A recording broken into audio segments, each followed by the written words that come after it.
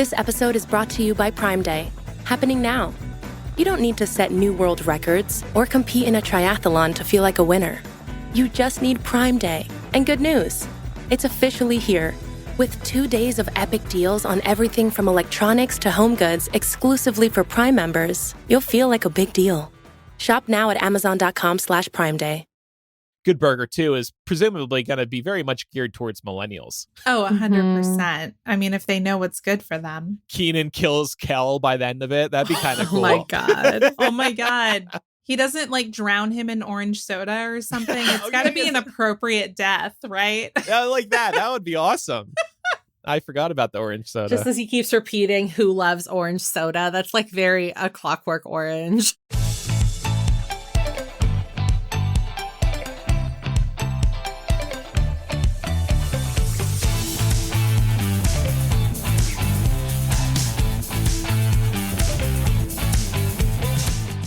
Welcome to Millennial, the home of pretend adulting and real. I think today will be laid-back-ish talk. We've got some lighter topics today.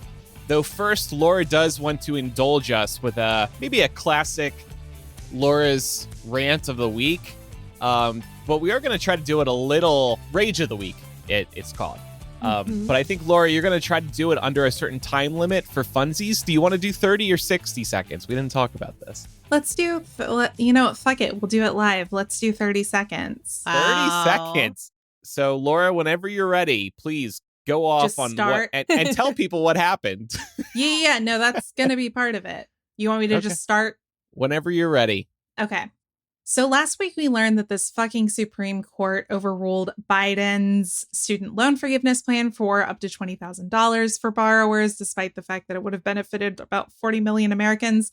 In response to that, the White House and the Department of Ed responded very quickly by releasing information about the new income-based repayment plan called the SAVE plan. This is really going to be the answer to interest. So we're going to talk about it more in the weeks ahead, but I recommend looking it up for now. Time's just up, to give yourself a teaser. Okay, that was good. Thank you.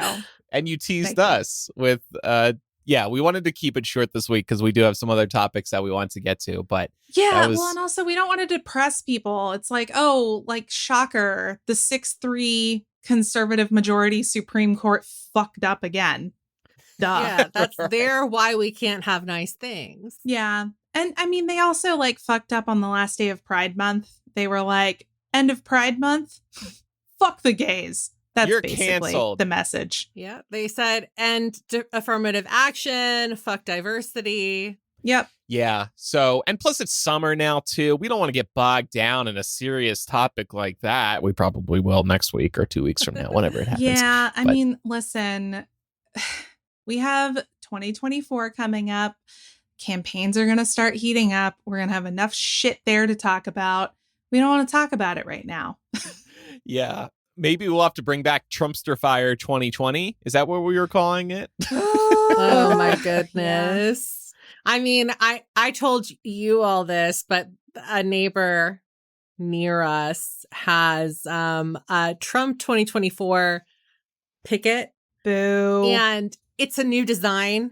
So I know this asshole bought it even after the indictment, which is insane.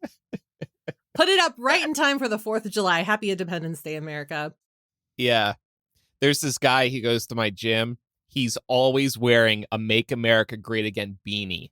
And I hate it. And I hate that he's getting to me because it's just getting my heart rate up. I'm like, it's high enough on the stair stepper. I don't need this stressing me out too. Like, why are you even wearing workout? That? Yeah.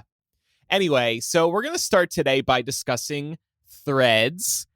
This arrived last week after a lot of anticipation, including here on this show. I've been pretty excited about it. Meta launched this Twitter competitor, and it immediately gained a lot of traction, which really spoke to how desperate people were to leave Twitter, and also how easily Meta could onboard new users quickly and efficiently, and the platform stayed live. Like, it was a pretty good rollout. It was a little glitchy, but overall, I think it went really well. That switch from Instagram to Threads was super easy because of that Instagram integration. So we're going to get into a lot of different things today regarding Threads, but how are you two liking it so far? Let's start with those reactions. We've had it for about a week now, I think. I think it's pretty cool. It reminds me a lot of the early days of Twitter, where there weren't really any rules per se, and people were just kind of going off on the things they genuinely wanted to talk about, but it wasn't in sort of a bullying or harmful or vitriolic way like what Twitter turned into. So this was giving me like 2007, 2008 social media vibes. It's back to like, here's a photo of my soup. Yeah. Or like, here's a dumb meme. That was, I mean, so far, that's my one and only post is a meme. And I've been spending the rest of my time kind of just exploring, reading my feed and seeing what folks are up to. And it's nice because it's low stress. I don't see anything on there thus far, at least, that makes my blood boil. It feels, I think, if we're to think about it like as a culture, it feels way more in line with what you get on Instagram, which makes a ton of sense given the fact that, you know, it basically is Instagram just as a text feed. Yeah. And I think that's something we've always loved about Instagram. It's just the people you follow. There's the related posts, but there's just the people you follow. And at least me, and I think many others, mainly follow family and friends. And while I've done this more, it's still not as much as Twitter. I'm following less news accounts over there. So there's less opportunities to give me stuff that just bums me out. And I guess that's what we're seeing on Threads so far, even though I've tried to follow some news accounts because I want it to be my new Twitter, but we can get into that. Pam, how are you enjoying it so far? I'm enjoying it like you two are. The funny thing about the news accounts too is that because, to Laura's point, Threads is so lawless right now, a lot of them are kind of like getting in on the joke and being a little goofier than maybe they would be over on Twitter, just to kind of, you know, obviously it's to boost engagement, but it does kind of add to this feeling of, you know, Threads being a little bit more chill than some of its counterparts. So there is one law, no nudes. And that's a big difference between that's Twitter true. and Threads. I forgot you found that out when you tried to post your nudes. Yeah. And it was like, no. Andrew said, fuck OnlyFans. I'm going to just post nudes for free on Threads. You know how people will say when they're trying to be like quirky, like they'll go like Instagram saw it first and it's like a hot picture of them or something when they're posting it to Twitter. That was going to be my plan. Threads saw it first and it's like my first nude. After posting it on Threads, I was going to bring it over to Twitter. I don't believe that would be your first nude, but okay. Well, okay, my first nude that I've posted publicly. I mean, sure. Okay. Wow. No, okay. Laura must know something I don't know. No, I don't. I'm just planting the seed in people's heads so they can go out searching, be like, has Andrew Sims posted a nude somewhere? Please don't. You ever think about what your exes have? Anyway, so that's a fair point. I don't want to think about that. But you hopefully have stuff on them too. So yeah. Well, yeah. Fall back. It's called reciprocity, man. I am liking Threads a lot. Like I said a few minutes ago, I am trying to truly move from Twitter to Threads. There's still some people there that are missing, and every once in a while, I have found myself trying to. I'm crying right now over that Threads discussion. I've loaded up Twitter a couple times, and I've realized that I am missing out on some good stuff on Twitter. So I'm sad that more people haven't moved over yet, even though there's been a ton of people who have. It was a record-breaking launch. They crossed 100 million signups over the weekend. No app has ever signed up so many people so quickly. I have found the algorithm to be a bit messy. You mentioned posting a meme, Laura, and seeing happier stuff over there. It is, like you said, I think, Instagram's algorithm just on Threads. And I'm not sure that really works because I don't want meme crap on Threads. So I've been muting a lot of accounts on Threads. And I've been muting some brands too. Like day one, I muted Disney and Marvel. I don't give a fuck what you guys are posting on Threads. It's just going to be like dumb memes and promotional stuff that I don't need. If I want like a news, like the new Wonka trailer, I'll follow the entertainment news accounts. So it's just been a lot of pruning. And I think a lot of people have been saying that they are seeing stuff that they're seeing too much random stuff from accounts that they don't follow. And in fairness to Meta and Threads, I think they started from zero with Threads. There was zero content. They had some influencers get in early, but there's largely zero content. So I understand why they're throwing a lot of random stuff at us. They have nothing to work with. And people just got to be posting more. And I think at the end of the day, Twitter's algorithm is still better. Yeah. Yeah. I think that they even said that too, that like you were going to see more suggested posts because it's so new to everybody. So they're just trying to like let you know, by the way, this person's here and they might be of interest to you.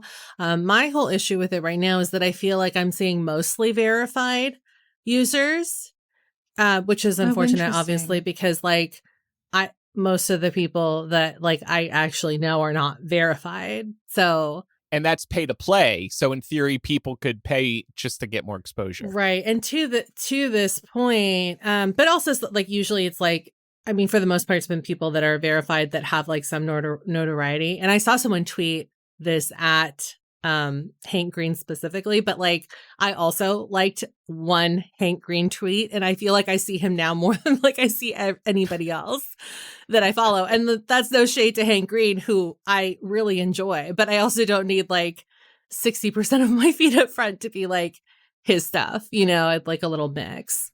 I will say he is someone I see a lot of, which is a little perplexing to me because I don't follow him anywhere. Not because I don't care for him, just because as a public figure like that, he's very ubiquitous. He's kind of everywhere. So I feel like I don't need to follow him.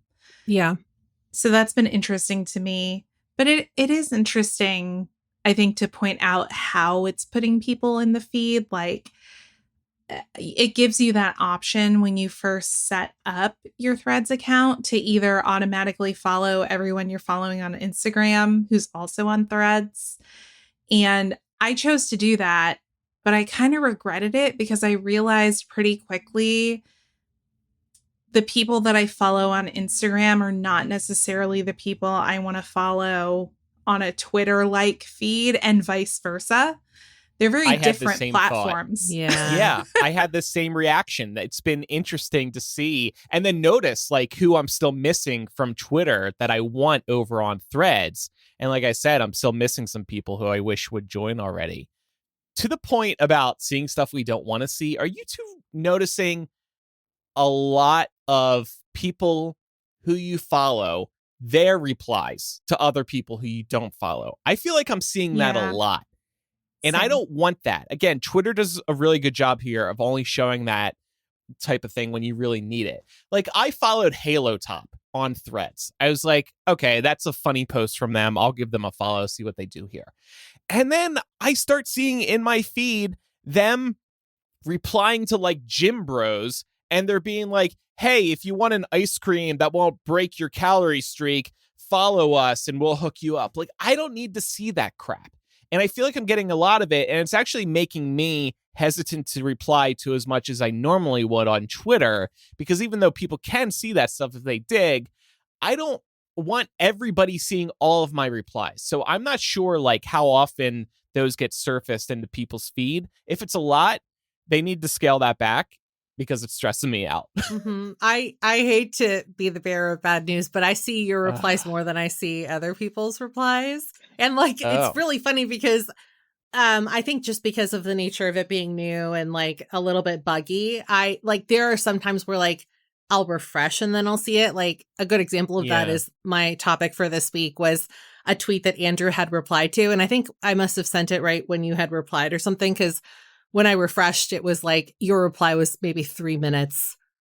It had been done 3 minutes ago or something like that. So it was like really quick succession. But I wouldn't have been surprised if like it just like shot that up to the top of my feed because it knew that you had already replied and just hadn't shown me. So Yeah. So they launched this very quickly. It's been reported, and Meta seems to have basically confirmed this at this point, that they decided to move up the launch after the mess that, I mean, obviously Twitter's been in all sorts of trouble over the last year.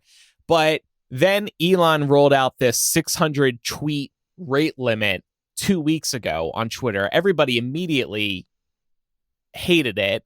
I hit the rate limit very quickly because I'm always flying through Twitter. So it's very easy to see 600 tweets in like a couple of minutes. So they decided to move up the launch. Threads is very bare bones. It's so simple. It's missing a ton of Twitter features. In some ways, that's good, but I'm concerned that a lot of people are going to try Threads and be like, I'm missing so much from Twitter, I'm giving up on this, because you only get one chance to make a first impression. And people's first impressions are, this is really basic, and maybe I'm missing some stuff from Twitter.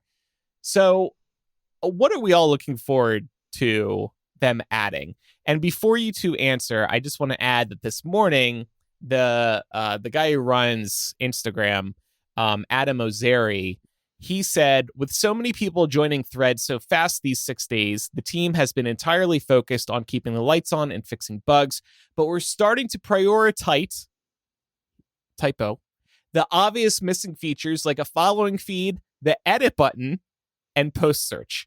So it looks like those three things might be coming first in terms of big features. Great. Following feed, edit button, which he needs for this very post, and post search. I know that there's been some debate about this, but like I wouldn't be mad if they wanted to add hashtags. I'm sure that there's a way to do it that's not going to make people feel inundated with hashtags. And so yeah, I just think that it's so much easier to like click on a hashtag, for example, on Twitter if you're scrolling through your feed, and then take a look at what other people are saying about that specific topic. So like as somebody that often wants to like go down rabbit holes like that, I find hashtags to be helpful as a search tool.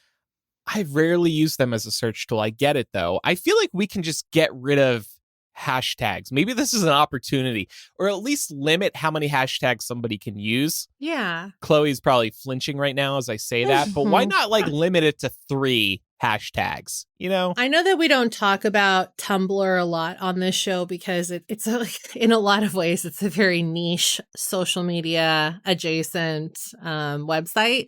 But on Tumblr, you can technically tag a post with as many hashtags as you want. But I believe for a while now, it's been that only like the first 4 or 5 actually count in terms of like what people are searching towards. So like, I don't know, maybe it could be something like that. Because the other thing too is like, the thing about Threads is they're giving you more space than Twitter gives you, right? I think it's 500 characters. So that's about like, I don't know, like double what you get on Twitter, maybe a little less. And so people are not going to want to be like clogging up their whole thread post with hashtags anyway. So I don't think it's going to be a case where like the way that the site is set up is like necessarily going to encourage people hashtagging up a storm. With Instagram, there is no character limit really. So like people can have just like a block text of hashtags. So there's a character limit. I hit it when I made my Hypable is ending announcement post. My goodness. I wrote this whole thing. I wrote it up in the Notepad app. I went to paste it in. I was like, and it blocked me. I was like, oh, fuck. I just spent like an hour writing this and now I can't post it. So I did that classic screenshot post. Oh my God. That's funny. I feel I've definitely seen some of this debate, and some seem to feel like one of the ways for Threads to differentiate itself from Twitter is by ditching the hashtag entirely. That might be true if Twitter was the only place where people used hashtags, but hashtags and hashtagging are very common social media behavior across the board. So I don't see how they don't somehow include it. And I guess if they want to compete against Twitter, they need to. Yeah. You know what might be cool is they would really have to make sure that their system is a bit more sophisticated, though, is like if they trained their algorithm to anticipate what people might want to search for. I see this a lot on TikTok where like if you end up on a specific TikTok, there might be like a search term suggestion up at the top that you could click on. And it's not necessarily like a word. It could be like, for example, like with the Supreme Court, if you were watching like a TikTok about some Supreme Court rulings, they might be like, the search term might be like, what is the history of affirmative action, for example? So like anticipating like what might spark someone's interest and like putting in a system like that would then like filter in posts that, would fit that might be a way for them to differentiate themselves. I can see hashtags being helpful for just clicking into one and seeing what everybody's talking about. That's a huge benefit. But why not just make searching posts smarter, and kind of what you're suggesting, come up with a list of trends and, based on what people are threading about in any given moment. Correct me if I'm wrong, but I think hashtags started on Twitter, right? Many moons ago. So. It did. So, that was what, 15 years ago at this point? Maybe it's time to move on from hashtags and figure out something else already. If something is trending too and they just want to like hyperlink, like, a big term, that would be fine with me too. Yeah. Or bold it even. But something that is like just easier for people that are interested in, like I said, just like finding other people talking about that thing. The big one for me in terms of the wish list is the following feed. But I have to caution everybody. Adam Ozeri's saying it will come. They've confirmed it multiple times at this point. Facebook and Instagram both have following feeds too. It's reverse chronological order. So you just see the latest posts first. But it's not sticky. You leave Instagram for a day, you come back, it reverts back to the algorithmic feed, the For You feed, whatever you want to call it on Instagram. With Twitter, you hit following and it stays put. Facebook, same deal. It doesn't stay put. I'm concerned that they're going to add a following feed, but it's not going to stay put. And if I'm going to be really disappointed if they don't do that, because that's what people want. That's what people have come to expect on a platform like Threads, because you're microblogging, if you want to use that silly word, and you just want to flick through the latest stuff. Twitter's about what's happening now. That's what I want from Threads too. And it just makes me addicted to it because I'm constantly refreshing, pull down to refresh and getting the latest stuff. I want to talk about news in the moment. I want to talk about TV in the moment, so they got to do it the right way. Otherwise, I'm going to be so disappointed and I'm probably going to go back to Twitter, unfortunately. That's a deal breaker for me. This is Andrew's I don't know how to quit you moment with Twitter. I would agree with the points that both of y'all brought up. I would say for mine, it would be, having something like, Twitter's Circle, or even just replicating Instagram's close friends list so that you can filter who's seeing what, because, there may be people that I want to follow and there may be certain things I want to share on Threads that I don't want those specific people to see. 100%. That's a great feature. Is that where you post your nudes? Yes. Okay. I guess I'm not on it then because I haven't seen. You're not. any. You're missing out. Can attest. Add me. Pam was like, can confirm that Laura's nudes are the best nudes. That's a whole other discussion. Close friends and the circle, like gays will just add you into their circles and start posting nudes. I'm like, oh, okay. I mean, I'm not necessarily complaining, but I also didn't ask for this, so yeah. Like, stop putting me in your circle without asking. Is that considered virtual flashing, technically? I think you probably could consider it virtual flashing. Because you didn't ask for it. So I didn't ask for it. And I'm also like, oh shit, now they're going to expect that from me because they let me into their circle where they're posting nudes. And now I'm expected to return the favor, I think. It's almost like they're hitting on you. Yeah. You should just rebrand your circle to be something really weird, so that they regret ever even adding you into their circle. There you go. And you know what I was also thinking? When Elon took over, I'm like, gays have got to stop this because he's firing all the developers. There's going to be some massive bug where suddenly all the circle posts get exposed and suddenly your nudes are going to be out there. Mhm. That's way too risky to me. That alone is why I wouldn't do it. Yeah. I'm just imagining you being like, I was circled without my consent. Circle with consent, y'all. Circle with consent. Maybe an episode title. I also want to see a desktop app because I'm always on Twitter on the desktop. You can't even use it through the web browser right now, which is stupid. It has been nice to be on Twitter less. I have kept it close because I want to be part of Elon's problem with the sudden drop in Twitter users that we think they're seeing, according to Cloudflare. So yeah, I think that's it. Anything else we haven't mentioned? I think those are the big ones. Yeah. Imagine if they put in an edit button before Twitter, though. Like, that's the one thing everybody's been asking for years. Well, they do have the edit button now. You just have to pay for it on Twitter. Yeah, I know, but that's not the same, and we all know it. You're right. That wouldn't shock me, though, just because Instagram and Facebook have had that forever. So that should probably be easy for them to implement. I mentioned moving from Twitter. I saw this study today. It does seem like a lot of people are moving. This is from Ipsos. Quote, just over half of Americans with a Twitter account say they are likely to try or already have tried Threads, 58%. At the same time, more people feel that Twitter, compared to other popular social media apps, is dominated by extreme and unpleasant people. Few feel Twitter is fun to use. Agree. I get laughs out of Twitter, but I know what those people are saying. It can be a dark place and an abusive place. Mm-hmm. Another result from the survey, 46% of people with a Twitter account say they are likely to move or have already moved the activity they used to do on Twitter to Threads over the next few weeks. Like I said, over 100 million people have already signed up. Twitter only has, they're not big at all. People act like they're big because they get a lot of media attention. That's where a lot of politicians and whatnot break news. That's where a lot of journalists break news as well. But it's really not a very big platform. I don't have the number offhand. And I think Threads is going to beat them very soon. They're on track, I think I saw, to hit 1 billion users at some point, which Twitter has never had 1 billion users. So, wow. Did you two rush to get your low number on your Instagram profiles? Because I did. No, I can't even see my number. So what's the point anyway? Yours is bugged for some reason. I know. We discovered this during the planning meeting.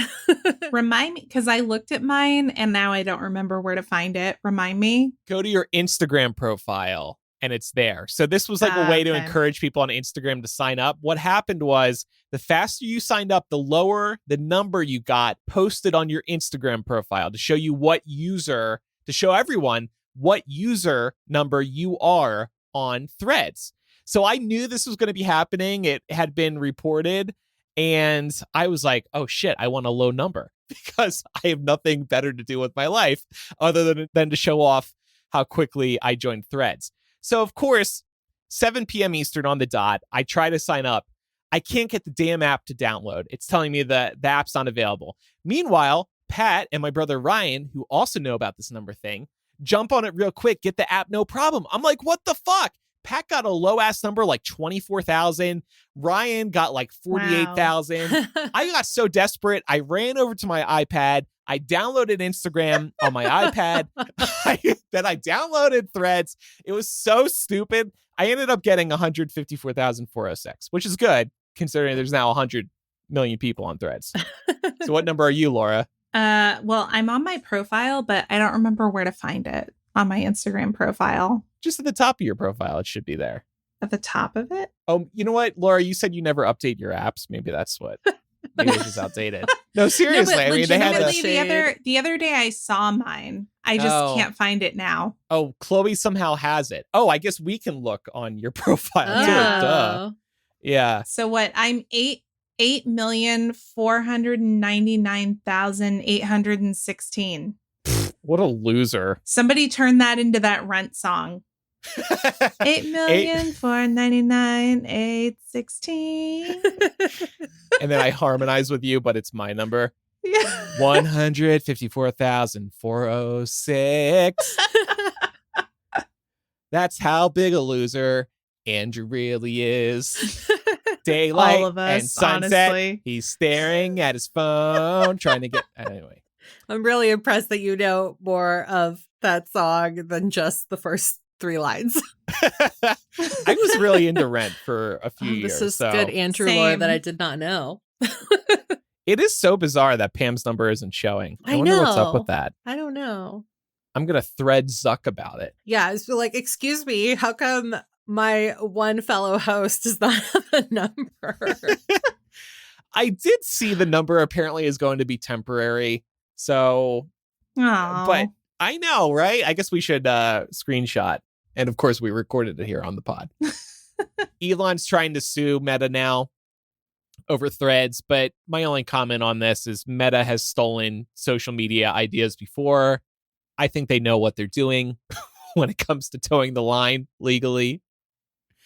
There was also a report that you can't delete Threads without also deleting your Instagram, which is a big problem. However, Mosseri said you can deactivate your Threads account, which hides your Threads profile and content. You can set your profile to private, and you can delete individual thread posts, all without deleting your Instagram account. Threads is powered by Instagram, so right now it's just one account, but we're looking into a way to delete your Threads account separately. So, yeah, they need to let us do that. Yeah. Yeah. Hmm. Agreed. So people have a right to be concerned there. So that's it. That's all my thoughts, all our thoughts on Threads, I think, for now. Will you two, I don't know if I asked you two this, are you primarily using it over Twitter? And will you continue to? I don't know. I barely use Twitter anymore. I got so burned out on it that I don't know if there's really a void in my life for Threads to fill. I guess watch this space. I'll keep you posted. Yeah, my Twitter's been dead for a while, so it's probably not going to take much to post more. Yeah, maybe I'll just make a concerted effort because I feel like on my end, I'm not really sure like how much it'll stick as a user, not a lurker, unless I test it out. So we'll see. All right, fair enough. I hope this is the new place. I really want to see Elon fail when it comes to Twitter. I just think, he didn't have to lose everybody. He could have just stayed the course. You need to make money more. I get that. You need to make more money. They were never really making money. I totally get having to make some changes to get the ship back on track. But he's just alienated way too many people with very dumb decisions. And he deserves the fail when it comes to Twitter. I love Tesla. I love SpaceX, but it's just been one giant mistake for Elon and Twitter. And so I love that Meta jumped in real quick. And that's the other thing, too. It's really good that Twitter and Threads each have competition. That's going to create better products on both ends. Yeah, 100%. I think Elon's just salty because he way overpaid for Twitter and then proceeded to run it into the ground. Yeah. All right. Well, we will take a quick break and then we're going to talk 90s toys and 90s inspired movies. We'll be right back. I know what's ahead. I could feel the future. From a producer of Top Gun Maverick and based on the award-winning novels by Isaac Asimov comes the next Apple TV Plus streaming event. Empire and our foundation headed for war. This could change everything. The Foundation is a threat to my empire. We will destroy them. We are taking the planet! Foundation, the new season, streaming July 14th, only on Apple TV Plus. All right, y'all. Well, it's definitely a big time for nostalgia, as we all know. We have recent and some upcoming adaptations of things that are, particularly nostalgic for our childhoods, maybe even our parents' childhoods, depending on the item. But thinking about like Lego, Teenage Mutant Ninja Turtles, Barbie, Tetris, and Beanie Babies. So what we wanted to chat about today is what other kinds of classic toys or brands would we like to see being adapted in some kind of way? Most of what we're going to talk about is stuff from the 90s, but there are a couple of things that are such cultural cornerstones that predate the 90s, but were definitely still big when we were kids and are still big now. So I thought we could jump in and start with TV shows. Andrew, you had an interesting recommendation to lead us off with. Well, so when I was a child, I was a huge fan of Barney the dinosaur. I had a Barney stuffed animal. I still have it, actually. My parents will tell you I never let go of that stuffed animal. Just totally obsessed with Barney. And actually, there was a Barney documentary that aired late last year on Hulu. I haven't seen that. But there's going to be another Barney movie. This one's going to be a scripted drama. The one on Hulu is a documentary that's being described as surrealistic and for adults. But a Mattel exec said it's not, that it's R-rated. So I'm just kind of imagining like a depressed Barney who, Pam, I think you had a great point in our meeting. Like, tell us the I love you that you were saying. I think I said something like, imagine Barney's just really depressed because he's like, I always tell everyone that I love them, but nobody ever tells me that they love me. It's gonna make me cry, I think, this movie, when I start thinking about like that. Right? I mean, did you two grow up with Barney or?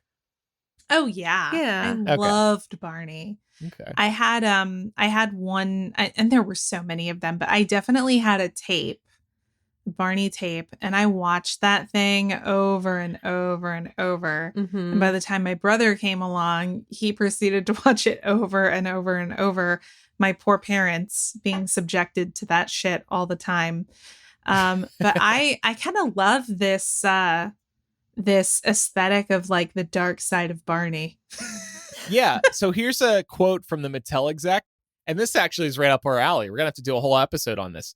We're leaning into the millennial angst of the property rather than fine-tuning this for kids. It's really a play for adults. Not that it's R-rated, but it'll focus on some of the trials and tribulations of being a 30-something growing up with Barney. Just the level of disenchantment within the generation. So it's going to get real. Incredible. Yeah. Barney's going to have student loans and a shit ton of like medical debt, and not going to be being paid a living wage. Barney's like, I did this whole damn TV show and I still can't pay off my student loans. He's like, I still have 3 part-time jobs. Yeah.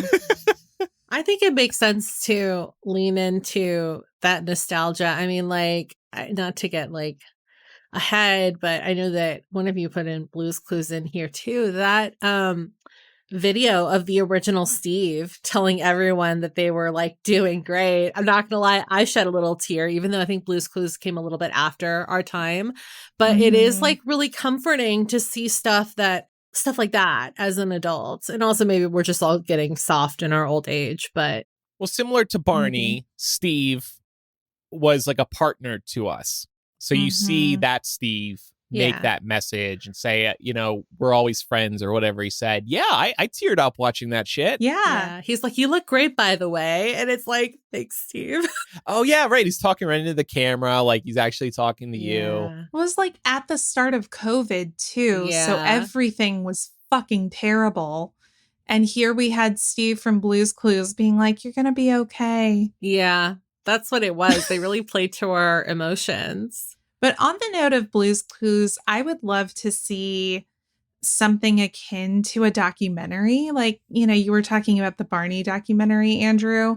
I think it would be cool to learn more about the behind the scenes of Blue's Clues and the production and the, artistic choices that the show made, because I would argue that Blue's Clues was probably one of the best children's shows for that particular age demographic at the time. I was a little too old for it. My brother was like the prime age demographic. And so because he was into it, I ended up watching a lot of it too. And even though I was a little too old for it, I still really liked it. Yeah. And have a lot of positive, warm and fuzzy memories of it. I think that is a testament to, it's kind of like with like Sesame Street or even the Muppets. There's something about, I love watching adults interview Sesame Street characters or any kind of like Muppet character, because it's like you know that there's a person behind those puppets, right? But then like it's just everything falls away, and it's kind of crazy to see, full on adults. A lot of them are like curmudgeony and grumpy, and they just like fall for this, like it's kind of like a little piece of magic, and it's like they're talking straight to this thing that would be animated unless someone was like helping it. Part of it is just like the way it's written, or like in the case of Blue's Clues, I think what really helped that show take off a lot was like the original Steve and how animated he was and how engaging he was. Because like the fact that you still enjoyed it, even though you were out of that age demographic, is a testament to that for sure. And the animation style was pretty unique for the time. I think Steve talking directly into the camera, I think, was super helpful. Dora the Explorer went on to do that too. By the way, I probably mentioned at some point, before I dropped out of college, I was majoring in radio, TV, film, and I took a children's television course at one point. It was so fascinating. That explained how television shows were created for children, the dangers of like advertising to children, why children can connect with a TV show. It was super interesting. That's cool. Yeah, really opened my eyes to a lot of things. But Laura, like you, I also kind of background watched Blue's Clues because my brother, who is 7 years younger, loved it. He had a mini Steve chair, that red chair in the show. Yeah. So he would sit in the little Steve chair and watch Blue's Clues. He had the Blue's Clues pajamas. Like that was his Barney. That was. Do you know what I used to get sucked into too was the big comfy couch? Oh yeah, that was good. Oh yeah. And she would make the clock. Yeah, she would make the clock on the floor. Yeah. Luna and Molly. Oh man. I was so invested. I don't know if y'all were Nickelodeon kids. I was definitely a Nickelodeon kid. I watched Cartoon Network, but like I had a strong preference for Nickelodeon. I was so invested in the adventures of Stickly. Do you remember him? He was the best. Yeah. I know. And Snick too. Oh, which was the Saturday night programming block. Yeah. Yeah. That was our SNL. Loved Snick. Ugh. Yes. The original All That cast. Yeah. Perfect. Yeah. So good. Well, maybe we should mention now Good Burger, which started as a All That skit, right? There was the movie. It was really popular with people our age. Now there's going to be Good Burger 2. That's going to be a Paramount Plus exclusive. But I'm looking forward to that because Keenan and Kel are reprising their roles. That should be good. I'm sure there's going to be a lot of other character surprises in there. Makes me so happy that they're still friends. Yeah. I know. And they like came up together, and and I think that's to speak to like the emotional attachment. I think that's part of why it makes us so happy to see stuff like this go on. For sure. And playing into millennial nostalgia, we're intrigued by the Barney doc. Or the movie. We're intrigued by Good Burger too, because we get to relive that part of our childhood. But these are going to be presumably, well, the Barney one definitely is. Good Burger 2 is presumably going to be very much geared towards millennials. Oh, 100%. I mean, if they know what's good for them. Keenan kills Kel by the end of it. That'd be kind of cool. Oh my God. Oh my God. He doesn't like drown him in orange soda or something. It's got to be an appropriate death, right? Like that. That would be awesome. I forgot about the orange soda. Just as he keeps repeating who loves orange soda. That's like very A Clockwork Orange. Like dark.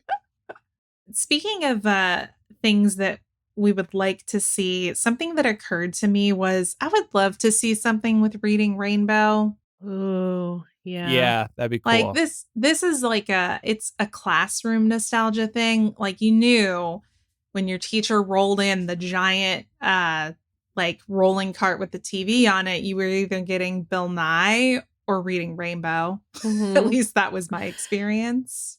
Do you know what's so funny is like I didn't realize that like Bill Nye and also like Neil deGrasse Tyson are like such millennial touchstones until I was talking to my mom. My mom was like, I have no idea who they are. And I was like, what? You don't know, you don't recognize the I was like, you don't know Bill? Bill. Yeah. It's like, you don't know who Neil deGrasse Tyson is? No, are they famous? Yes. That's so funny. And I didn't even know how to explain it. I was just like, it's just Bill Nye and Neil deGrasse Tyson. I don't know what to tell Bill you. Nye, the science guy. What else can I Yeah. say? He's the science guy. I just think it would be cool if they, again, like it could even be a documentary style piece on Reading Rainbow, or it could even be a reboot. I mean, this is a really easy format to replicate and update to 2023, right? And I think, God, what a better time to be handling that than a time where certain types of literature are being banned all over the country, right? And reading comprehension is down. Yeah. Yeah, that's such a good point. Laura, I hate to tell you this, but I thought that it sounded familiar when we're talking about Reading Rainbow, so I just went to look it up. It looks like as of last year, they were looking to reboot Reading Rainbow, but without LeVar Burton, which is unfortunate. I know, because he was, again, one of those, that's like such a touchstone. Yeah. For all of us. Oh my God. Why? I mean, I'm not saying somebody else couldn't do it, but I know. Continuing along this theme of shows that were popular when we were growing up, we know Powerpuff Girls is something people would love to see. Warner Brothers actually canceled that live action reboot that they were planning on this recently, which is too bad because Powerpuff Girls was my shit. I would have loved to see a live action Powerpuff Girls, especially since they were all adults. So it was going to be their lives as adults. They were going to be like tortured souls, right? Like grappling with like being famous child superheroes. Right. Just like the rest of us. Washed out at 20. Can relate. What about Doug? Did I you ever watch Doug? Yeah. Loved Doug. Not the same when they moved it over to ABC Saturday mornings. Oh, yeah. I forgot about that. Never forget. Never forget what they took from us, Andrew. But I feel like Doug is something that they haven't done anything with or haven't even tried to do anything with. When I think about other popular cartoons from the time, like even Kim Possible, they tried and failed to make a movie. I mean, they did make the movie, but it was bad. Remember? Sorry. Remember they did do like a new Hey Arnold movie? Didn't that happen in the last 5 years or something? Yeah. So they tried it once or twice and that was it. With different. I feel like the marketing, anytime at least Nickelodeon has tried to do stuff like this, has not been great. Which is why I'm really hopeful they do better with Good Burger too, because we're going to talk about, and we can actually jump to it, but Are You Afraid of the Dark was another show that was my fucking jam as a kid. They did release a limited series reboot in 2019 on Paramount Plus. Okay, I vaguely remember that. Yeah, but the marketing for it was non-existent. That's because it's freaking Paramount Plus. I mean, are people even going to turn out for the Good Burger movie? I will, only because I borrow somebody else's password. I think that, I was going to say, I think that like Keenan, I trust Keenan to do a lot of good marketing for that. So I think that people will know a little bit. Sometimes like these reboots happen and like you have no idea. Right. And I think that's part of it, too. Part of it is that the advertising money isn't there. And then part of it is that like nobody does much promotion. So, but to the point about like reboots that were bad, I just wanted to like shout out a reboot that was actually very good. The Babysitter's Club reboot on Netflix, which was sadly canceled after season 2. Obviously, Babysitter's Club was big in the 90s as a book series. There was a TV series. There's also a movie. Huge moment. But the new series that Netflix put out, I think in 2019, is really, really good. So I would highly recommend that for all ages. Very enjoyable. Elizabeth, listening live right now, is also shouting out, there's a fair amount of documentaries that are 90s pop culture. Hulu has The Orange Years, which is about Nick. That's a good one, too. Yeah. That was such a good documentary. Yeah. I think I recommended that on the show, too. You know what? I'm so embarrassed. I logged into Hulu and I see it's still on my watch list, probably from when you recommended it, and I just never got to it. So maybe I'll get on that within the next week. Yeah. That's actually, like, speaking of recommendations coming from our Discord, Elizabeth said Kid 90, Soleil Moon Frye's video camera footage. I also really enjoyed that. That I would say is like late 80s, early 90s. Soleil Moon Frye played Punky Brewster, and she just documented her friendship with a lot of like big 90s teen heartthrobs. So if like that's more your jam, would recommend that one too. Well, just one more quick note here about TV shows. I wish they would do something with Courage the Cowardly Dog. I loved this show and it still has a cult following, so I feel like they could. But again, just the marketing has to be right. And they have to remember the audience that they're going for nostalgia. It feels like all of these moves to just release limited series or release direct to Paramount Plus kind of misses the point of trying to, activate the nostalgia factor with millennials. Nostalgia, activate. I know. Like, make it a feature film and release it in theaters and do a media blitz and we will fucking show up. I won't. I've never seen this show before. You've never seen Courage the Cowardly Dog? No. I also haven't either. Talk to me about Clifford the big red dog, but not Courage the Cowardly Dog. I see it was on Cartoon Network. Yeah. I was a Nick person. I really never watched Cartoon Network. I feel like Nick and Cartoon Network really towed the line as to like what was like almost borderline too much for kids to be watching. Yep. Like, I think a lot about Cow and Chicken, which was also on. Did I just unlock a memory? Yes. For you? Yes. And not also, any particular memory. Network. Yeah. Right, exactly. I also don't have a particular memory. I just know that like that show was borderline inappropriate. Oh, hell yeah. Think about like Real Monsters. Yeah. And Ren and Stimpy. Ren and Stimpy was another one. Oh my goodness. And even Powerpuff Girls had him as the villain. Mm-hmm. Like, yeah. Stuff that would never happen now. Would never fly. Riley's also pointing out Captain Planet. That one I did watch, and I think that was Cartoon Network. I would die if they did a live action Captain Planet. And honestly, I would argue that we need it now more than ever. I know, right? Who's going to teach the new generation to take pollution down to zero without Captain Planet? I feel like there was a movie in the works at some point. I remember writing about it on Hypeable, just doing a quick search now. Apparently, Leonardo DiCaprio wanted to make a Captain Planet movie. Leo, come back. We've never needed you more. But it's funny, talking about all these shows, it's bringing back memories of writing about some of this being in development, allegedly, on Hypeable.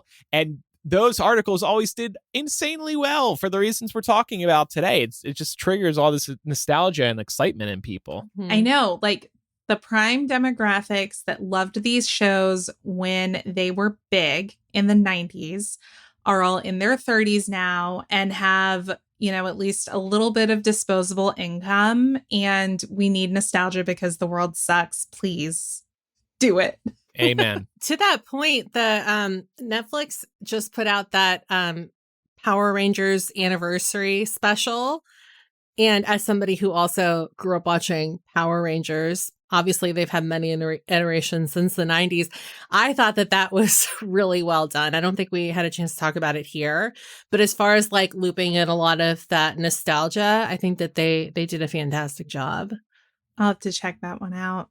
Just in the interest of time, we'll run through some of these toys, I think, quickly. Andrew, you have Furby on here because Furby's making a comeback. Yeah, just reported recently, Furby is making a comeback with a new Furby. I thought Furby was the coolest thing when that thing came out initially. You feed it. It was like a kind of like a real world Tamagotchi, right? You press its tongue to feed it.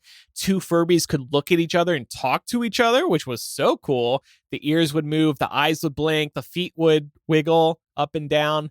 I thought that thing was cool. Did you two have Furbies? No, I always wanted one though. Aw. I never wanted one. I was the odd kid out who thought Furbies were ugly and creepy, so I never wanted one. They were, but that's why we loved them. You're like, that's why we love you, Laura. So they were a hot item at one point. I mean, they were like really hard to get. It was like the Christmas toy. Yeah. Maybe we should do that at some point, like run through the most popular Christmas toys. Oh. Because every year there's always one. And we could probably, I thought you were going to say for this upcoming Christmas, buy each other a nostalgic toy, like from eBay. Wait, but maybe we should do that. That would be really should do cute. that too. That would be amazing. Like the end of Andrew's favorite Christmas movie, The Santa Claus. Yes. Maybe that's where I Aw. got the idea from subconsciously. I'm going to get both of you haunted Furbies off eBay. I would love that and put it like right over here. Yeah, I have some space behind me. It just lights up during an episode and is like, time to die. Worse than Siri. Laura like hacks it so she can remotely control it while we're podcasting. Ooh, that'd be fun. I wanted to point out that Marshalls versus the Machines actually had a pretty prominent Furby arc in their movie. Did either of y'all see that movie? No. Oh, it was actually really good. I would recommend it. But there's a big Furby moment in that movie. I was also thinking about, you mentioned it before, Andrew, but Tamagotchis or Nano Pets or Gigapets, whichever one of those that y'all might have had. I feel like there was never any kind of TV show or movie based on this concept, and just based on the amount of movie reboots that we are getting of popular toys, I feel like there could be something here. Maybe similar to the Jumanji remake where they get like sucked into the game. Maybe you get sucked into your Tamagotchi. Oh my gosh. And you're like banging on the little plastic window. Feed me, somebody feed me. That would be a horror movie. Sounds like, I it does sound like know. a horror movie. I think it'd be kind of fun if these had like a full-blown comeback, like with the actual physical toy, not through like an app on the phone. I had one. I remember them getting banned at school at one point because every kid had one and they were just a distraction. But I still remember like sneaking it in and like feeding it under my desk, hoping the teacher didn't notice I was looking down a lot. We had those like desks where you could lift the top, and that was the move, right? Because it's basically like a blocker, so you could feed whatever digital pet you had, and the teacher wouldn't even know if you were quick. What we used to do is anytime we were like working on an assignment in class or taking a test, we would take our folders and stack them up as like a barrier around our work so that nobody could copy us. Yeah. And when I was done with my work early, I would keep the folders up, pretend I was still working, but pull out my Nano Pet. That's fucking great. with it right there. Yeah.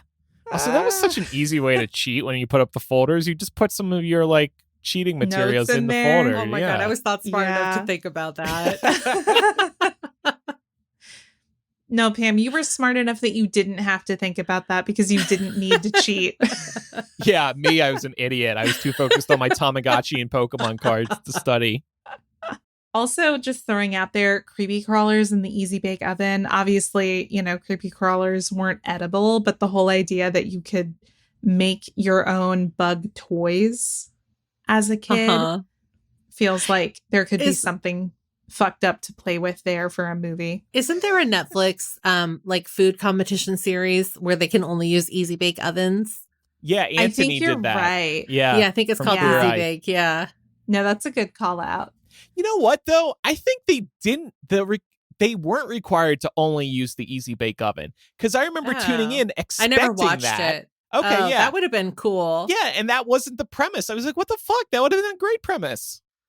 Do you guys ever think about, like, I don't know, I definitely had some of these, like, toys where you could, like, make edible things with the toys. Yeah. Do you ever think about, like, what kind of chemicals were in that shit? Oh, yeah.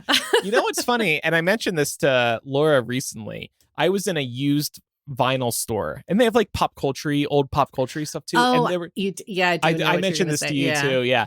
There's an old Harry Potter toy still sealed with something you can make that was edible. And it had the expiration on the box and it's like 2004. So it's almost 20 years expired at this point. I want to go back and see if it's still there because I want to buy it and try it on camera. I'll taste it. I'll just see how it goes. I mean, you can't kill me. And to that point, like they did before the movies came out, they had some really unique Harry Potter merchandise. Like I still have a board game with like that old school artwork that they had for all that stuff. And then also like it was like a paper doll pop-out house. I think it's in the garage, actually. Maybe I'll pull it out and take some photos and share it. Yeah. But yeah, stuff like that. Like it was like, I don't know, so unique and like no shade to like the movie tie-in stuff, but it's kind of cool that they were like creating things for people to buy because there was a demand for that. Hallmark had a lot of amazing Harry Potter stuff. Pam, I'll have to share with you. I did actually a couple of videos on the MuggleCast Patreon with some of my old stuff that I still have. You might like it because yeah. it's some of the stuff you're talking about, the toys that weren't influenced by the movies. Yeah. I definitely have like some trading cards too somewhere. Oh yeah, I loved those. Yeah. I have Hallmark Christmas ornaments. Yeah. Pre Warner Brothers. Yeah. We still use them.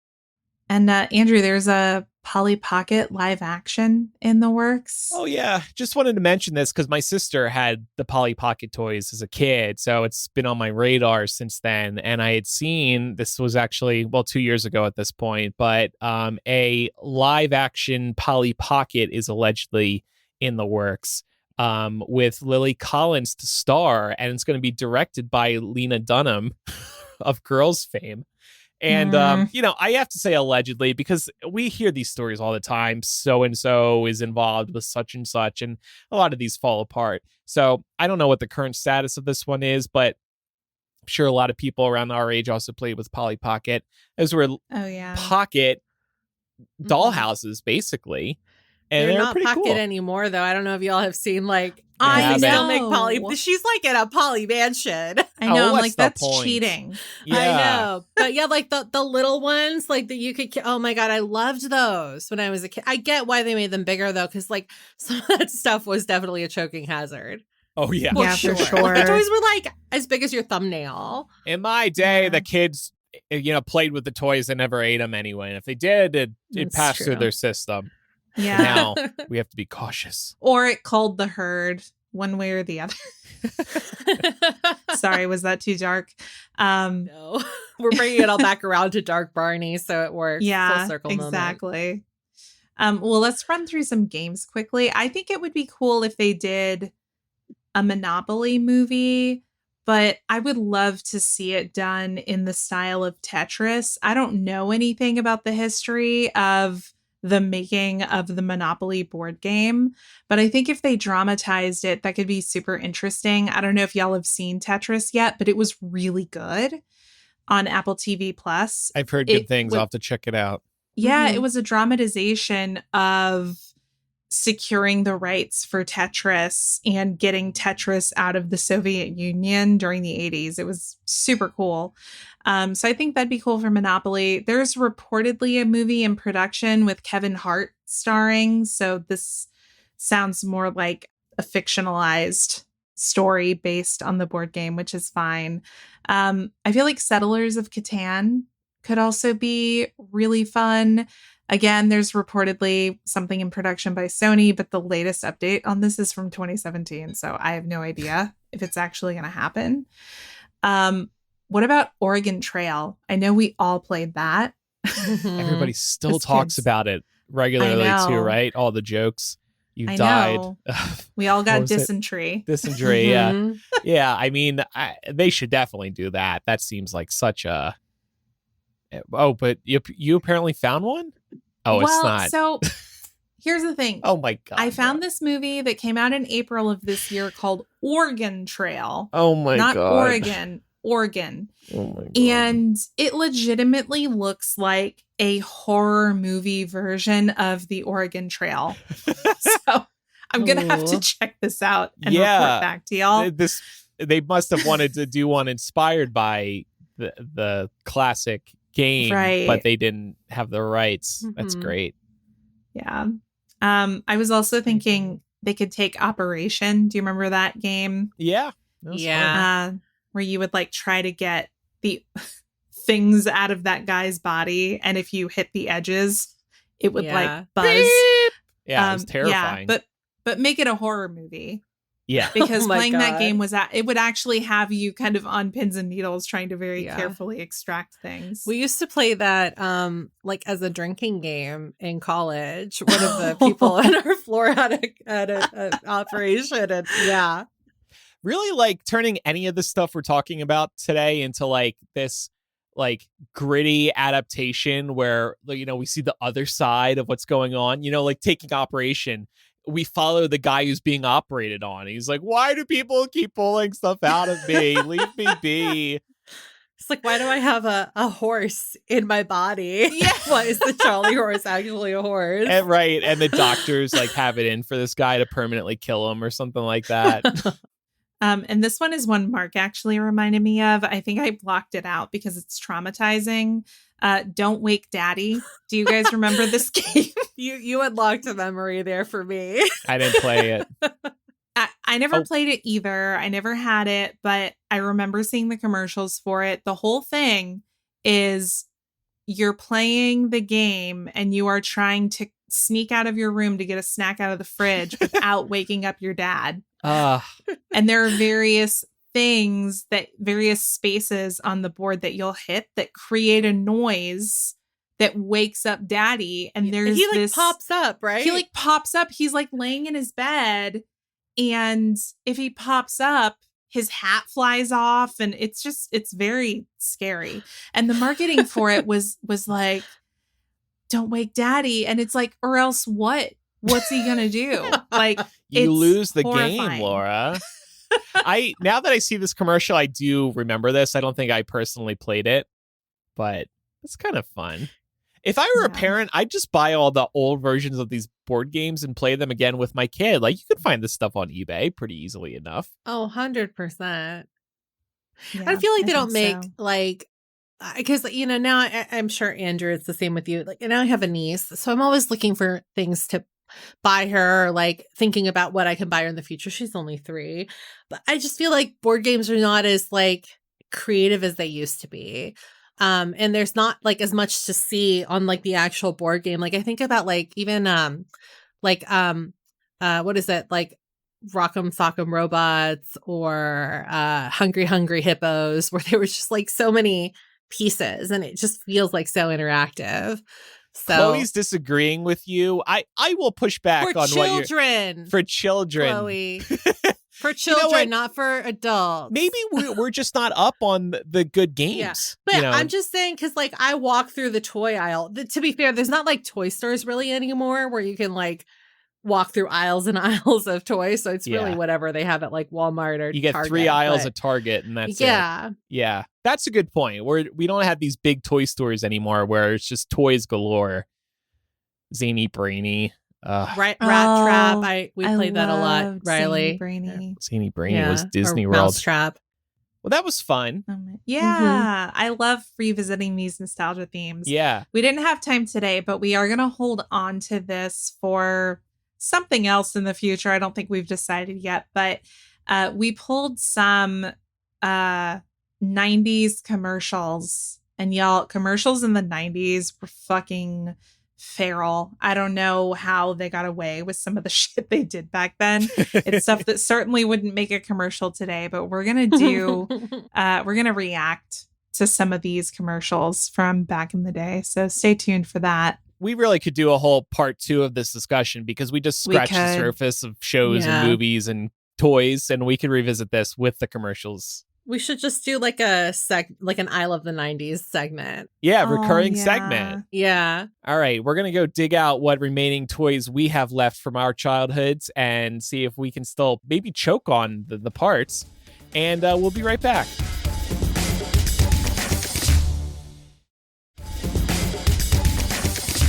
So I wanted to talk this week about loyalty programs. I'm sure most of us are familiar with them.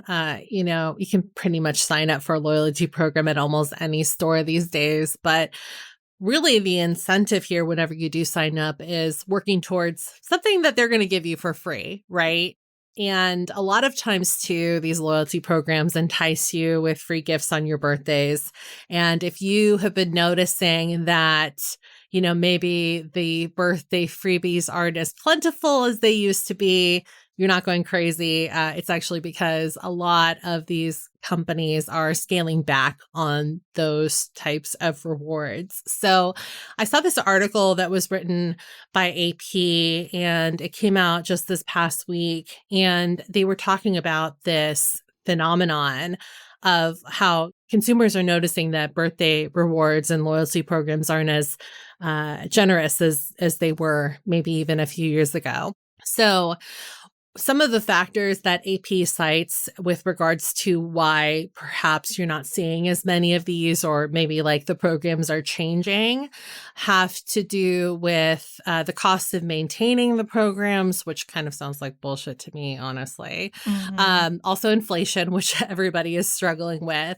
And then the other one, which probably kind of seems like common sense, but isn't anything that I had thought of until I saw it, on paper, is that consumers are just kind of changing the way they spend money post-COVID.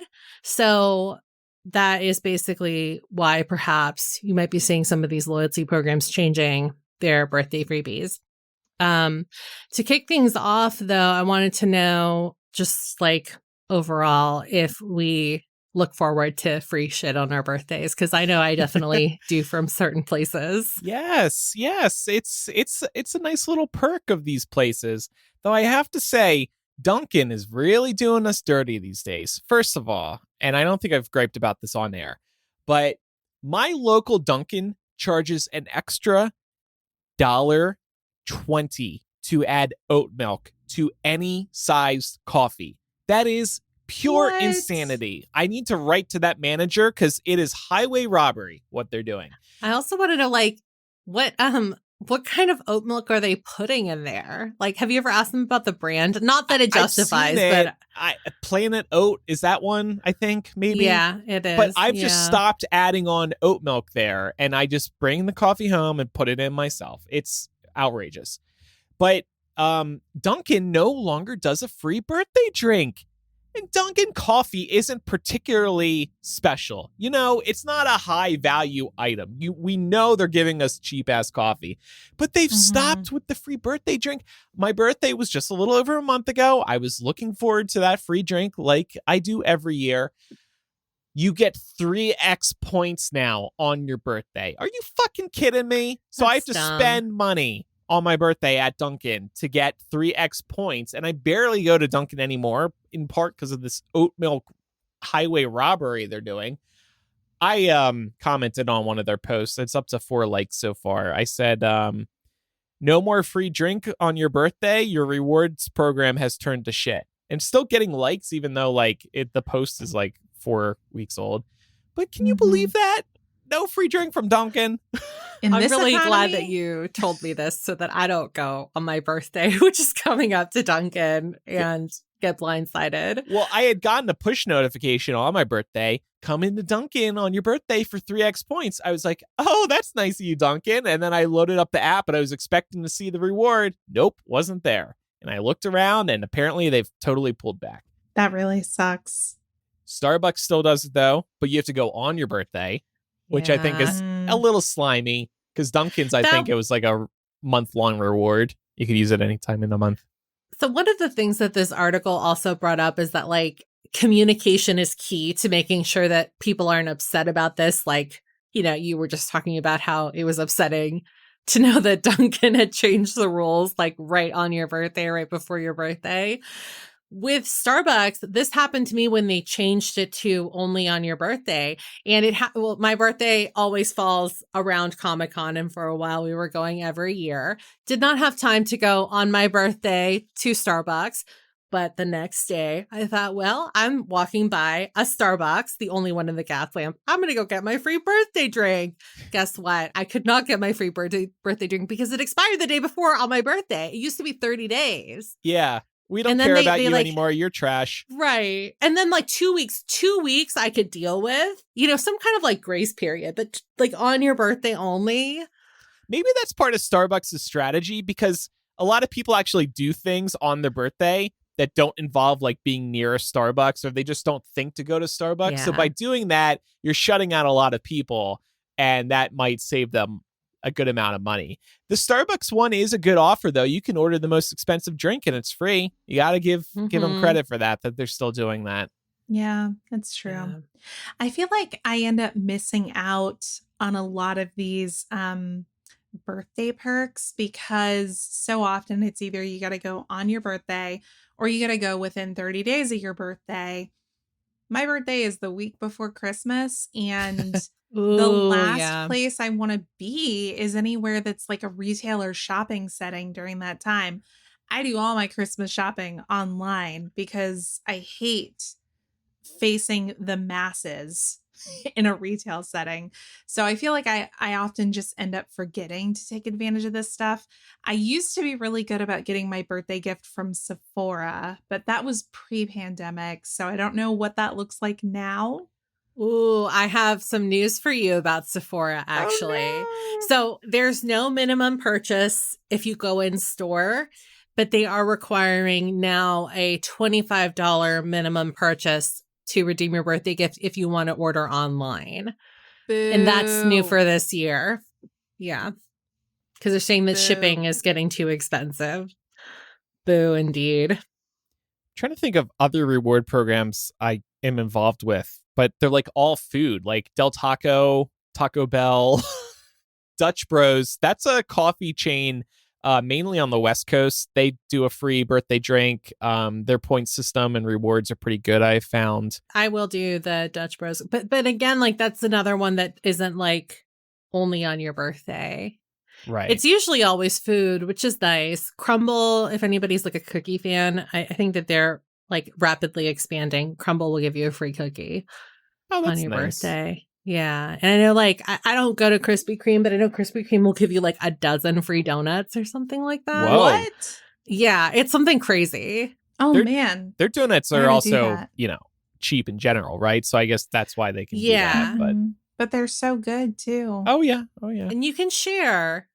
You can Or share. you don't have to. It's your birthday. You can do whatever you Eat want. a dozen donuts in a sitting. Domino's has something. You can get a free pizza after 6 pizza purchases, I think. I've had Mhm. Domino's. I've been loyal to Domino's for many years. I think Pizza Hut has something similar as well. So yeah, all the food stuff I usually sign up for it because the deals tend to be pretty good. It's like a why not type of thing. The one thing I hate though is when like I kind of like miss the simplicity of just like loyalty cards, because to bring it back to Dutch Bros, I used to have like, because we have a Dutch Bros near us, like they used to have loyalty cards, and I feel like that's so much easier to just get a stamp on your Dutch Brothers card, you know? Yeah. But then when they switch over, it's like there's no way to like switch the stamps over to the loyalty app. So you're just starting from Oh. scratch. They should have done that. know? Yeah. Yeah. I've got a and then you have to local- like add funds or like add your card. Right. It's like a whole big to do. I've got a local coffee shop. They have like 3 coffee shops in Vegas, and that's it nationwide. But they still do a card program. So they stamp your card when you come in. And this is what's nice about like a local coffee shop. I went in there a couple weeks ago, and I'm only supposed to get 1 stamp. But for whatever reason, maybe because I tipped, the guy put 2 stamps on the card. I was like, okay, cool. You'll never see that in an app because it's an app. It's all digitized. When I Mhm. used to work at coffee, I used to do that sometimes. Like if I really liked the person, I would just give them some extra stamps. Aw. Or if you thought they were cute. Yeah, definitely we used to do that too. So yeah, we're watching you, loyalty programs. The media will report you if you pull any bullshit. So tread lightly because people get Mhm. mad. Yeah, then we come onto this show and complain about it. I also just don't understand the approach. Like, I always thought the point of a royalty program or giving out freebies was to get people in the store, because generally speaking, if you get someone in the store to give them something free, they're probably going to end up spending money while they're there. But maybe now that brick and mortar is not as popular as it once was, they're not finding these programs to be sort of a return on investment anymore. But I think that just means they need to figure out a way to join us in 2023 and find other ways to incentivize people's new habits. Yeah. No, that's a good point, because I like, for example, to bring it back to Sephora, I will probably buy something if I go in to pick up the birthday gift. Creates goodwill too. Yeah. Meanwhile, with Dunkin', between the oat milk price at my local one and getting rid of the birthday drink, it's created bad will between us. We've got bad blood, and I'm going And elsewhere. Dunkin' is also, I think it always leaves a sour taste in your mouth when it's a larger company. Like Dunkin' is a larger company. It's They not can like afford it. mom and pop's coffee shop down the street. So when you see places like that aren't, nationwide chains getting, like stingy with the free shit. Yeah. That's the first thought for sure. To your point, like they can afford it. Like, why are they not? I swear to God, if Starbucks ever gets rid of their free refills on the basic teas and coffees, I will murder every single executive at that company. I will personally murder them. Laura will give me tips on murdering successfully just because of the true crime shows. That's right. I will murder. I love that benefit. The other day, I met a friend for coffee at a Starbucks. And then after we were about to leave, I went to get my free refill. And I always order a cold brew. That's like the only thing I order from Starbucks. So I went and I said, can I get my free cold brew refill? Because, that is included in the refill program if you have the Gold Star or whatever. And the guy was like, at first he said that you can't do cold brew for the refills. And I was like, what? Excuse me. So I was about to say like, well, I guess I'll just take like iced coffee or something. And I think he just like saw my face drop and he's like, oh, actually you can. Just kidding. And I was like, okay, but now I'm like worried the next time I go. They're going to say, oh, by the way, like no free cold brew for you, which is so dumb because like if they don't sell all the cold brew, they have to toss it out at the end of the night. Yeah. So it's like, might as well give it away. Yeah, absolutely. I feel like maybe a lot of people don't use the refill perk. Maybe people don't know about it because I swear, like once or twice a month, I'm in there every Saturday morning. Once or twice a month, the person at the register is trying to find the refill button. They like can't find it. And sometimes they have to ask somebody else. So I think they just don't use it very often because nobody knows about it. And everybody's ordering the fancy drinks that you can't get the refills of. Yeah. Well, what a lot of people don't know is firstly, like if you do have the Gold Star membership, which is not hard to get, even if you get a fancy drink, you can get a free refill of like anything. So you can do like a free drip refill or a free tea refill. Ooh. Of those. Yeah. Yes. But I mean, like but Pat then puts in also, all kinds of things and there's no way they do those for free. But what I was going to say then also, like they always charge you, they try to charge you 50 cents. But what you have to do is scan your gold card in the app. Right. And that's what a lot of people don't know. Like yeah. some people will pay the 50 cents and think that that's like the refill fee. Oh. But if you just scan the gold card, then it's free. It converts to like, zero. It converts to zero. I watched that. But also like sometimes cashiers don't even know that. They're like, well, I've I don't know seen why that it's too. coming at 50 cents. Yeah. So it's kind of weird. Like there's more trading that needs to be done there for sure. Or no, actually, I don't want Starbucks remembering they have this perk. Let's just keep it under the table. Fair. We should actually not even be talking about this today. I might cut this out. Yeah. If you heard this, no, you didn't. It's like Fight Club, but for millennials. All it's going to take is one damn blog, foodbeast.com, being like, did you know about this Starbucks hack? Everybody likes talking about hacks and the hidden menu. It's going to go viral on TikTok. And then Starbucks is going to be like, oh, shit, we forgot we had this. Time to get rid of this. Anytime I see something go big on TikTok that has been like a best kept secret known hack, I always like just stop using it because I feel like they must get inundated. Like technically, you don't want to be that guy. You can put jalapenos like on your burger at In-N-Out, but now everyone knows this, so I don't like to ask. Oh, everybody customizes their burger at In-N-Out. That's fine. Yeah, or like you could ask them for extra crispy fries, but if everyone's doing it, kind of sucks for them. Pat does the chili thing on the burgers. The chili. Yeah. Well, no, they are jalapenos, but they ring up as chilies at In-N-Out. That's why I call them chilies at this point. Also on animal style fry, by the way, you can put them on. Yeah. Oh my God, that sounds so good. That's Pat's order every weekend.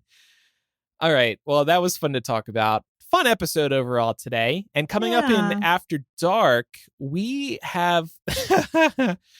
We're not using Twitter anymore? What? We have this tweet here. What was the incident at your high school? And we're going to go around the table and share our incidents at high school. We're talking about like what big event kind of rocked each of us and our school bodies at our respective high schools.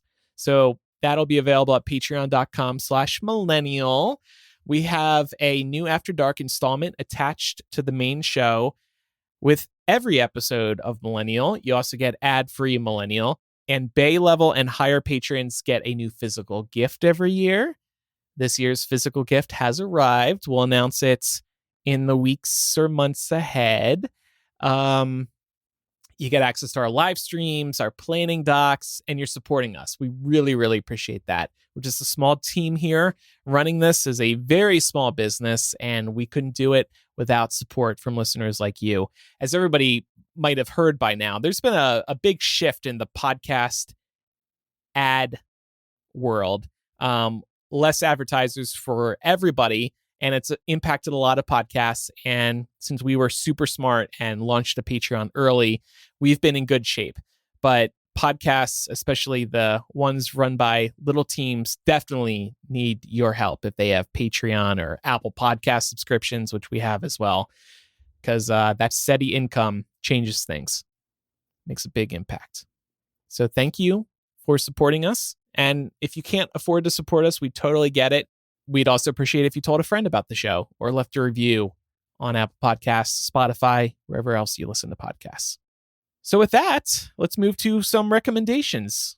Yeah, so my recommendation relates to my 30-second quick summary at the start of the show today. I definitely recommend everybody go out. If you have federal student loans, read about the proposed income-based save plan that the Biden administration and Department of Ed are advertising right now. It's very good. It addresses a lot of concerns about student loans and making them actually repayable with, pretty reasonable requirements attached to it. I'm going to link that in the show notes. So again, if you have student debt, read about this, and I'm sure we're going to be chatting about it on the show sometime soon before repayments start. And if this week's episode has made you feel nostalgia for simpler times of some programs you might have tuned into as a kid, I wanted to recommend the documentary Won't You Be My Neighbor, which talks about the creation of Mr. Rogers' Neighborhood. It's so wholesome and so heartwarming and really informative. I definitely learned a lot, but maybe keep the tissues beside you, because if you're soft like I am, you will cry. 100%. Yeah. And I want to recommend The Diplomat on Netflix, political drama that's also pretty funny. Laura, I feel like this would be right up your alley. It's giving West Wing, I think, a little bit. Yeah, I haven't seen The West Wing, so I can't say that for sure. But I watch this and I'm just thinking of you the whole time because it's Andrew, funny and quick. Have you not seen The West Wing? I'll tell you what happened. How have we been friends this long and you haven't seen The West Wing? I tried to start it on Netflix and I was like, ew, the quality is so bad in season 1, like the square aspect ratio. I couldn't stand it. I'm an HD snob. I mean, it was the 90s. I'm sorry. I know that's a really bad reason, but that's just me. But The Diplomat is in full HD and you should definitely check it out. Only 8 episodes. Season 1 is, and it's been renewed for season 2. So Netflix won't pull the rug out from under us yet. I think it's worth checking out. I was excited to find a new show on Netflix to watch because, I haven't been watching much on Netflix. It stars Kerry Russell, by the way, who's great. Okay. So. Yeah, it's a rare moment to find something I want to watch on Netflix nowadays. Yeah, and good, high quality, not some trash. Anyway, a couple of reminders before we wrap up. If you have any feedback about the show, you can email millennialshow@gmail.com or use the contact form or anonymous confessional on millennialshow.com. You can also follow us on social media. We're Millennial Show on Instagram, yes, Threads too, and Twitter and Facebook. And then over on TikTok, we're Millennial Pod. After Dark will start in a moment for patrons and Apple Podcast subscribers. Thanks, everybody, for listening. I'm Andrew. I'm Laura. And I'm Pamela. Bye, y'all. Bye.